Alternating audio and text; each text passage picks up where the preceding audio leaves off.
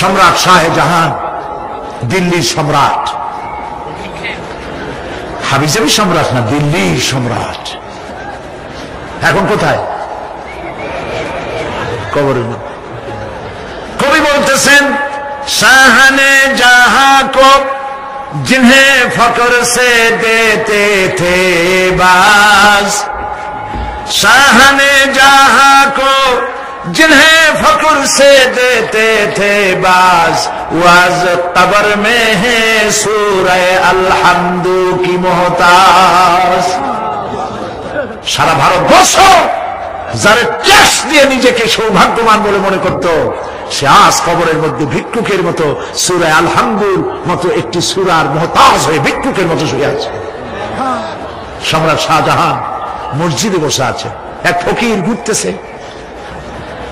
লোকেরা কয়, ছোটবেলা থেকেই তোমার খয়রাত করতে দেখলাম, ভিক্ষা কি জীবনেও যাবে না তোমার? লোকটি বলছে, আমি ভিক্ষা করবো স্যার, আমার উপায়টা কি? কারণ আমারও তো লোকেরা এই মুরব্বীকে বসায় না। এই লোকটি, আমি ভিক্ষা করা স্যার করবো কি, লোকেরা তো আমার 60 টাকা 50 টাকা 100 টাকা দেয় না, 4 আনা 5 আনা 1 টাকা এই আমার দেয়, এ দিয়ে আমি বড় লোক হবো কেমন? লোকটি বলছে, আচ্ছা দেখো, তুমি তো জায়গা মতো যাইতে পারো নাই, বাদশার কাছে যাও, এমন দেওয়া দেবে জীবনে আর খয়রাত করা লাগবে না। তো বাদশার কাছে কি খয়রাতি যাইতে পারে কোনোদিন? হ্যাঁ, এখন পারবা। কেমনে? সম্রাট শাহজাহান এখন একা একা মসজিদে আছেন।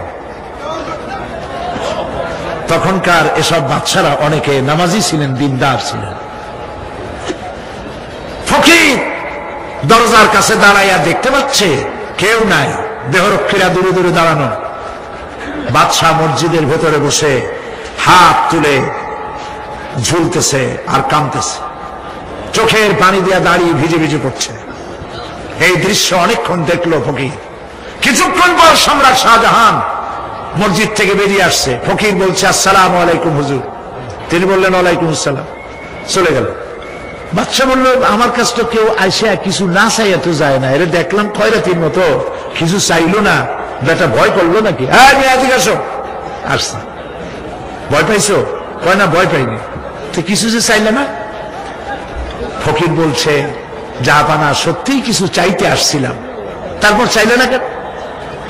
ফকির বলছে, জাহাপানা, সারা জীবন ভিক্ষা করেছি, আজ দিল্লির সম্রাটের কাছে বেশি পাওয়ার লোভে এসেছিলাম, কিন্তু আপনার দশা দেখা আমার জ্ঞানের চোখ খুলে গেছে। আমি লক্ষ্য করে দেখলাম, আমি সম্রাটের কাছে চাইতে এসেছি, হাত তুলি নাই, বিনয় প্রকাশ করি নাই, চোখের পানি ফেলি নাই, কিন্তু লক্ষ্য করে দেখলাম দিল্লির সম্রাট আমার চাইতেও বড় ভিক্ষুকের মতো। আবার কোন সম্রাটের কাছে হাত তুলা কান্দে? আমার জ্ঞানের চোখ খুলে গিয়েছে, আমি বুঝতে পেরেছি সম্রাট কান্দে যেই সম্রাটের কাছে, তারে ছাড়া আর কারো কাছে জীবনে চাইব না। এই কথাই সূরা ফাতিহায় প্রত্যেক দিন পড়ি, বুঝি না কি পড়ি। ইয়াকা না'বুদু ওয়া ইয়াকা নাস্তাঈন। আয় আল্লাহ, একমাত্র তোমার গোলামি করি আর তোমার কাছে সাহায্য চাই, তুমি ছাড়া কারো কাছে সাহায্য চাই না। কলিজা সাফ করুন। কোন মরা পীর, কোন জিন্দা পীর আপনার মনের আশা পুরা করতে পারবে না, পারবে না, পারবে না।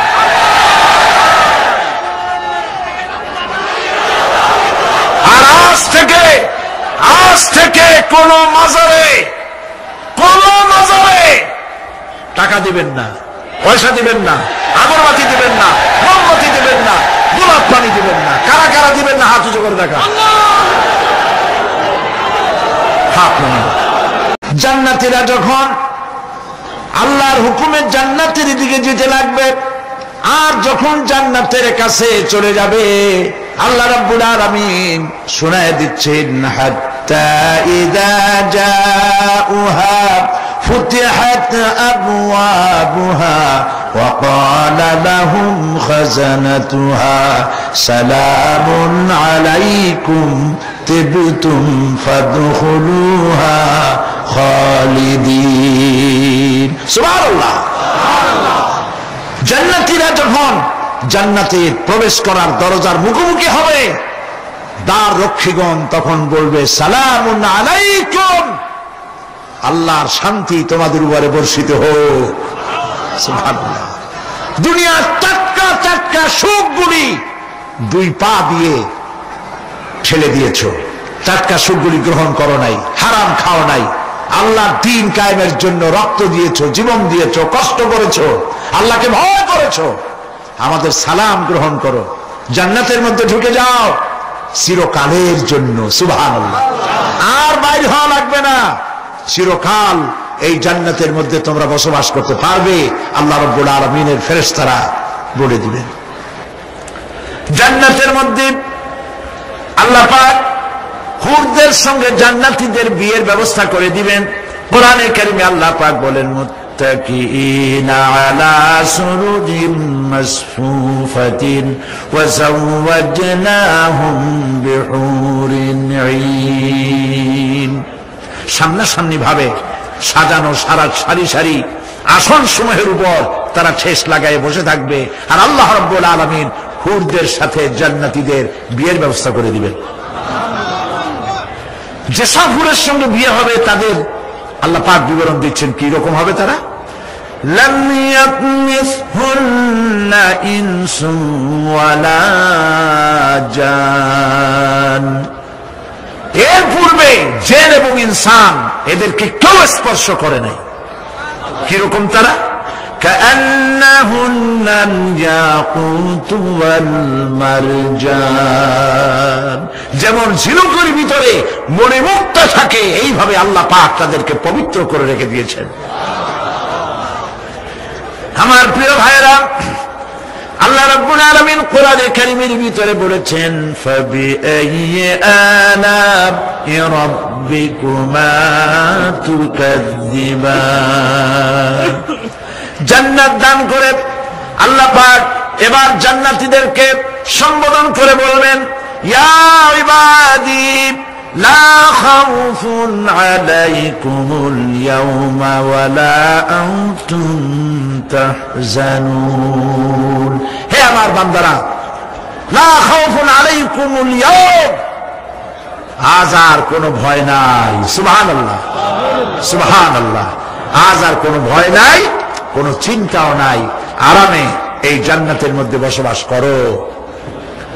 এরপরে আল্লাহ পাক জিজ্ঞেস করবেন ও আমার জান্নাতীরা, আমি যেসব ওয়াদা করছিলাম আমার ওয়াদা মোতাবেক সমস্ত নিয়ামত পেয়েছো? তারা বলবে হ্যাঁ পেয়েছি, সব নিয়ামত আপনার ওয়াদা মোতাবেক সব পেয়েছি। আল্লাহ রাব্বুল আলামিন বলবেন সব পাও নাই, ওয়ালাদাইনা মাজিদ, আমার কাছে আরো বেশি আছে। সুবহানাল্লাহ, আমার কাছে আরো বেশি আছে। জান্নাতীরা বুঝবে না সে আরো বেশিটা কি, এর থেকে আর বেশি কি। প্রিয় ভাই সব, নবী করিম সাল্লাল্লাহু আলাইহি ওয়াসাল্লাম বলেছেন জান্নাতের সুখ আর শান্তি কোন চোখ নাই যা দেখেছে, যা কোন অন্তঃকরণ নাই যা কল্পনা করতে পেরেছে। এই জান্নাত মুত্তাকিদের জন্য আল্লাহ রাখছেন। সুবহানাল্লাহ। জান্নাতীরা ভাবতেও পারবে না সেই নিয়ামতগুলি কি। প্রিয় ভাই সব, সেই মুহূর্তে আল্লাহর নবী মুহাম্মদ রাসূলুল্লাহ সাল্লাল্লাহু আলাইহি ওয়াসাল্লাম বলবেন রব্বুল আলামিন, আমার উম্মতেরা জান্নাতীরা বুঝতে পারে নাই আপনার কাছে কি নিয়ামত আরো বেশি আছে। আমার এই উম্মতেরা জান্নাতীরা আপনার ওয়াদা মোতাবেক সব পেয়েছে, কিন্তু একটি জিনিস এখনো তাদের কিসমতে হয় নাই। সে জিনিসটা হলো যারা তার রবকে না দেখে শুধু কোরআন আর হাদিসের কথা শুনে আরামের ঘুম হারাম করে তাহাজ্জুদের নামাজ আদায় করেছিল, চোখের পানি ফেলেছিল, যারা জান্নাত দেখে নাই, জাহান্নাম দেখে নাই, আপনাকে ভয় করে যারা জীবন পরিচালনা করেছিল, যারা আপনাকে দেখে নাই, না দেখে শুধু কোরআন হাদিস বিশ্বাস করে যারা অকাতরে নিজেদের জীবন বিলায় দিয়েছিল, এই জান্নাতীরা এখন পর্যন্ত তার রবকে দেখতে পারে নাই। আল্লাহ রাব্বুল আলামিন তার সামনে থেকে 70,000 পর্দা সরে যাবে। আল্লাহ পাক বান্দাদের আরজি পুরা করার জন্য জান্নাতীদের সামনে তিনি জালোয়া ফরজ হবে। কোরআন শরীফের ভিতরে আল্লাহ পাক বলেন, জান্নাতীরা তারা আল্লাহর দিকে, জান্নাতীরা তার রবের দিকে তাকিয়ে থাকবে, আর রব তার বান্দাদের দিকে তাকায়া থাকবে। প্রাণ ভরে জান্নাতীরা রবকে দেখবে, সুবহানাল্লাহ, আল্লাহ পাককে দেখবে। প্রাণ খুলে আজ দোয়া করি রব্বুল আলামিন, জান্নাতের যেই পরিবেশে, যেই জায়গায় তুমি দয়া করে তোমার গোলামদেরকে তুমি নিজেই দর্শন দিবে, দেখা দিবে।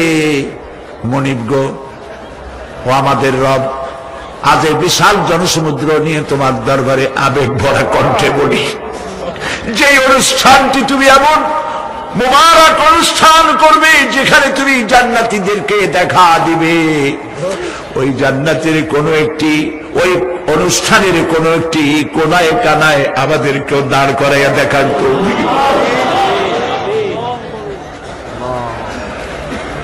প্রিয় ভাই সব, আল্লাহ রাব্বুল আলামিন মানুষের সামনে এত সব নিয়ামত রেখেছেন, এই জান্নাত দান করবেন। এরপরে আল্লাহ রাব্বুল আলামিন কোরআনে কারীমের মধ্যে বলেছেন, রব্বিস সামাওয়াতি ওয়াল আরদি ওয়া মা বাইনাহুমার রাহমানি লা ইয়ামলিকুনা মিনহু খিতাবা। এসব পুরস্কার রয়েছে তোমাদের সেই রবের পক্ষ থেকে যিনি আকাশ আর জমিনের মালিক। সুবহানাল্লাহ বলবেন না? যার সামনে কথা বলার ক্ষমতা কারো হবে না। এটি একটি মারাত্মক কথা। কিয়ামতের দিন আল্লাহর দরবারে কেউ কথা বলতে পারবে না আল্লাহর নির্দেশ ছাড়া। একটি আকীদা পরিষ্কার করে নিয়ে যান আপনাদের, সে আকীদাটা এভাবে পরিষ্কার করুন, কোন পীর সাহেব, কোন খাজা বাবা, কোন মাওলানা, কোন মুহাদ্দিস, কোন বুজুর্গ আপনাকে সুপারিশ করতে পারবে না যদি না আল্লাহ পাক তাকে কথা বলার তৌফিক না দেন। মনে থাকবে এটা।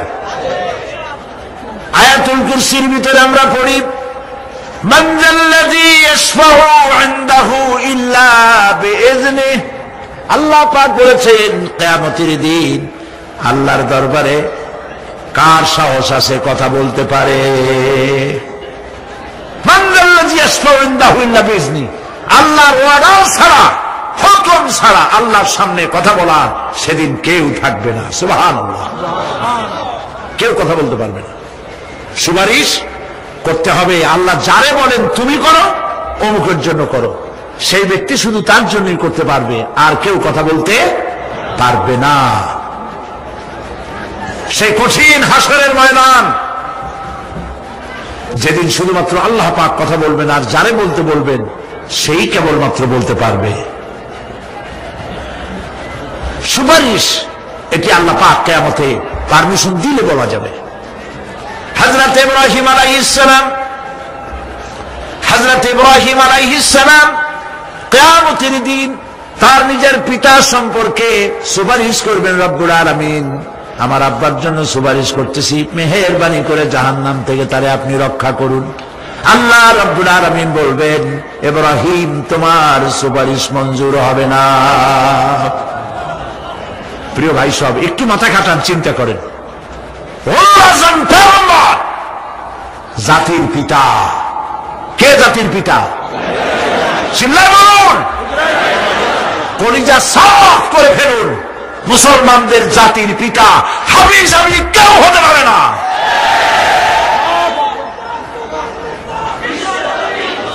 মিল্লাতা আবিকুম ইব্রাহিম। ইব্রাহিম আলাইহিস সালাম এই মিল্লাতের পিতা। সুবহানাল্লাহ।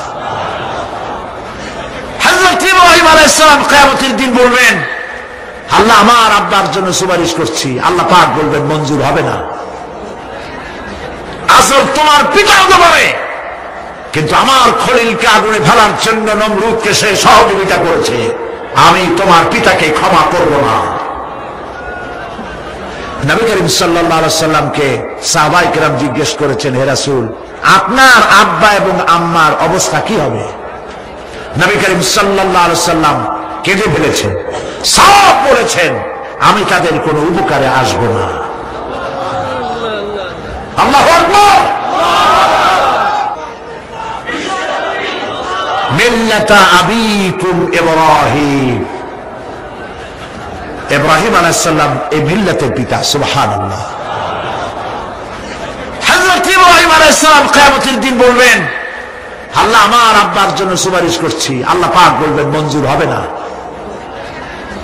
আসল তোমার পিতা হতে পারে, কিন্তু আমার খলিলকে আগুনে ফেলার জন্য নমরুদকে সে সহযোগিতা করেছে, আমি তোমার পিতাকে ক্ষমা করব না।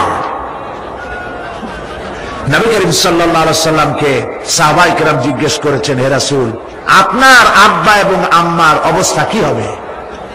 নবী করিম সাল্লাল্লাহু আলাইহি সাল্লাম কেঁদে ফেলেছেন, সব বলেছেন, আমি তাদের কোনো উপকারে আসব না। আল্লাহু আকবার। আপনি মনে করছেন নাকি যে ইয়া নবী সালাম আলাইকা বলি অমনি নবী সুপারিশ পাবেন? এত সহজ। কতগুলা রসগোল্লা খাইলেন আর বড় একটা মিছিল করলেন আর অমনি চলে যাবেন? পৃথিবীর সব মানুষ, সাহাবায়ে কেরাম বাদ দেন, পৃথিবীর সমস্ত মানুষ একত্রিত হয়ে আবু তালেব রাসূলুল্লাহকে যে ভালোবেসেছেন, ওর 1000 ভাগের 1 ভাগও সারা দুনিয়ার মানুষ রাসূলুল্লাহকে ভালোবাসতে পারবে? পারবে?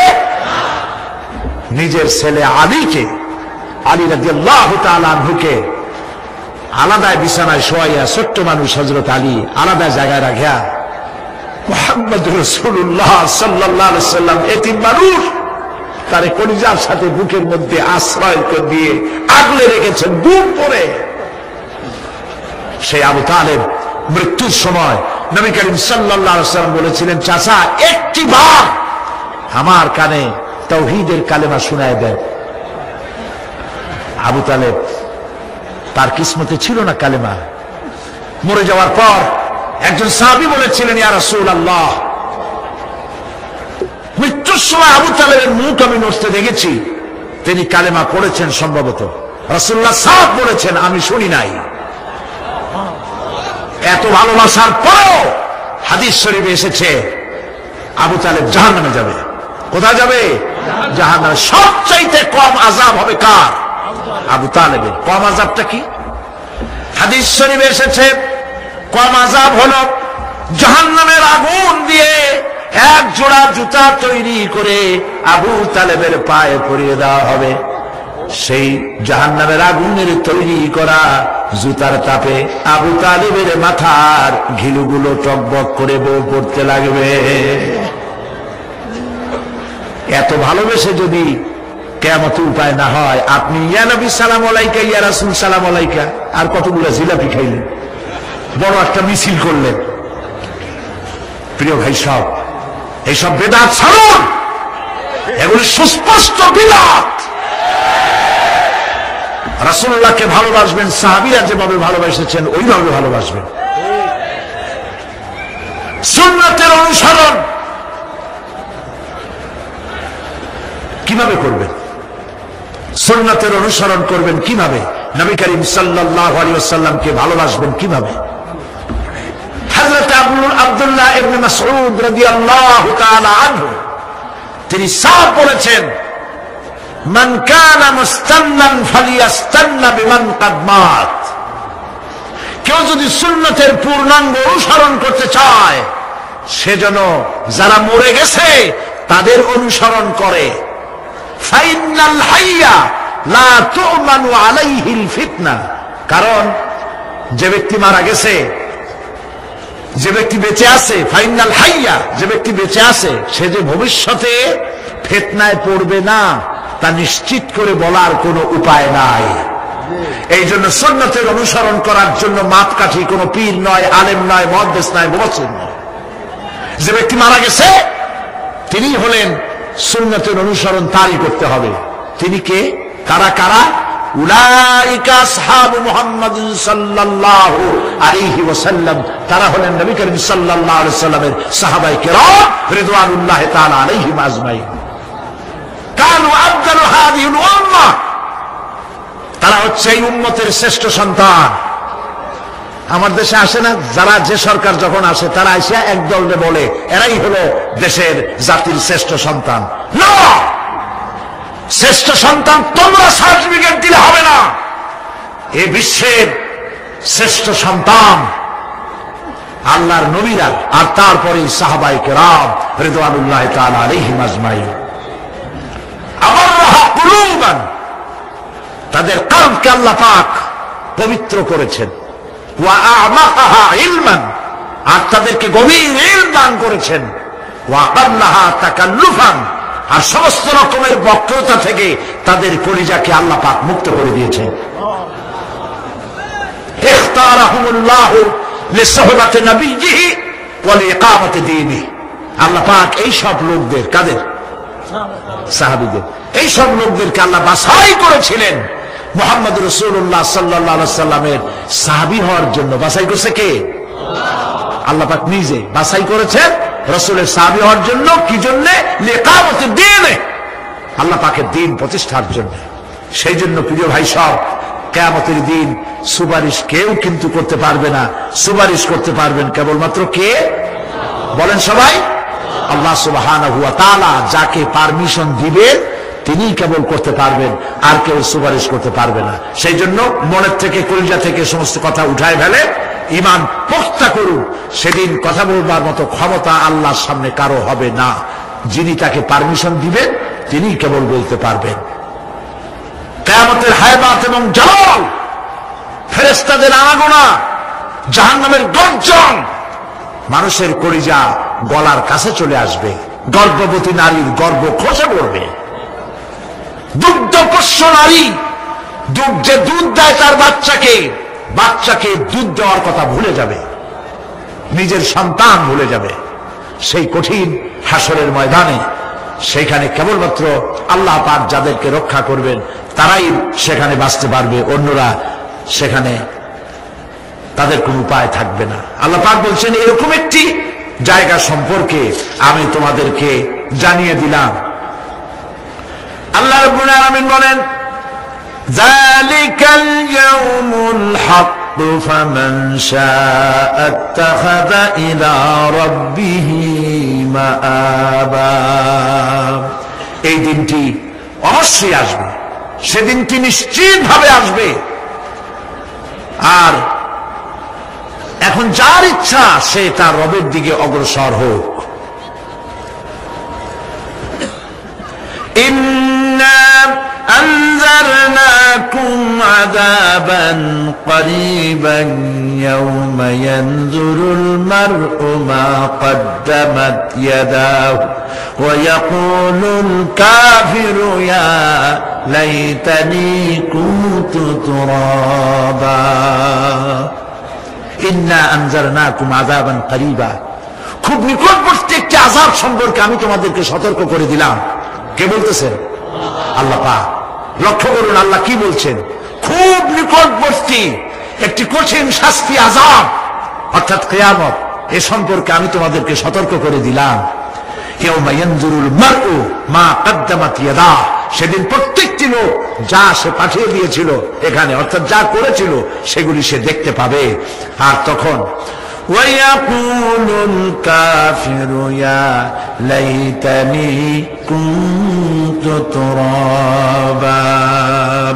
সেই কিয়ামতের ময়দানে অবস্থা দেখে কাফেররা বলবে, আহারে মানুষ না হইয়া যদি মাটি হইয়া যেতাম, যদি মাটি হতাম, যদি মানুষ না হয়ে না জন্মতাম, আজ এই হাসরের ময়দানে এইখানে এই বিচারের মুখোমুখি হতাম না, মাটি হইলে বরং অনেক ভালো হতো। প্রিয় ভাই সব, সূরা আন-নাবা সংক্ষিপ্ত আকারে যে আলোচনাটি করলাম সে আলোচনাটি ছিল এই পরকাল হবে, কিয়ামত হবে, এতে কোনো সন্দেহ নাই। আছে সন্দেহ? কোনো সন্দেহ নাই, অবশ্যই কিয়ামত হবে। এবং সেই কিয়ামত কেমনে হবে সেগুলির দৃষ্টান্ত মানুষ মরলে পচে যাবে, গলে যাবে, তারপরে চিন্তা হবে কেমনে, সেগুলি আমি আপনাদের সামনে আলোচনা করেছি। তারপরে জান্নাত এবং জাহান্নাম দুটি ভাগ হবে, সেগুলির ব্যাপারে আমি আপনাদের সামনে আলোচনা করেছি। আজকে মুনাজাতের আগে সর্বশেষ যে কথাগুলি বলতে চাই, সে কথাগুলি হলো এই পৃথিবীতে আমরা এসেছি, চলে যাব, যাওয়ার আগে এই কোরআন একটি বিশাল জনগোষ্ঠী এমন বানাতে চেয়েছে যে জনগোষ্ঠী এই কোরআন দিয়ে একটি বিশাল সমাজ গড়বে, রাষ্ট্র গড়বে, এমন রাষ্ট্র গড়বে যেই রাষ্ট্রে দুঃখ থাকবে না, অশান্তি থাকবে না, যেখানে সুখ থাকবে, সমৃদ্ধি থাকবে, আর কিয়ামতের দিন আল্লাহর জান্নাতে তারা চলে যাবে। তেমন একটি সমাজ কি আমরা চাই? সবাই বলেন সেরকম একটি সমাজ কি আমরা চাই? কারা কারা চাই হাত তুলে দেখান।